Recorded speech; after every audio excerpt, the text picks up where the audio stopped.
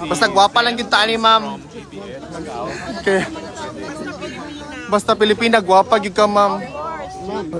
Gusto kong magbigay ng mensahe sa lahat ng ating mga kababayan kahapon, nung isang araw, ngayon, na patuloy na nagpapakita ng kanilang suporta sa ating dating Pangulo. Nakikita po natin yung kanilang mga peace rallies doon sa Pilipinas at sa iba't ibang lugar sa mundo. So, nagpapasalamat tayo na merong nagdadasal, marami ang nagdadasal, napakahalaga mo.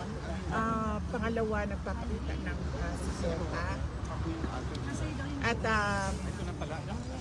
nagpapakita ng suporta at nagpapahayag ng kanilang nararamdaman. Of course. Huwag natin kalimutan na ang problema ng bayan ay hindi ang mga Duterte. Correct. Tama po. Ang totoong problema ng bayan, kayong lahat nandito kayo, nakikipagsapalaran kayo sa ibang bansa dahil walang oportunidad doon sa ating bansa.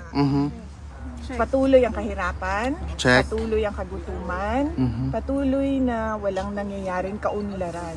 Nakikita nyo yung Netherlands, di ba? Yes po. Gusto natin maging Netherlands ang Correct.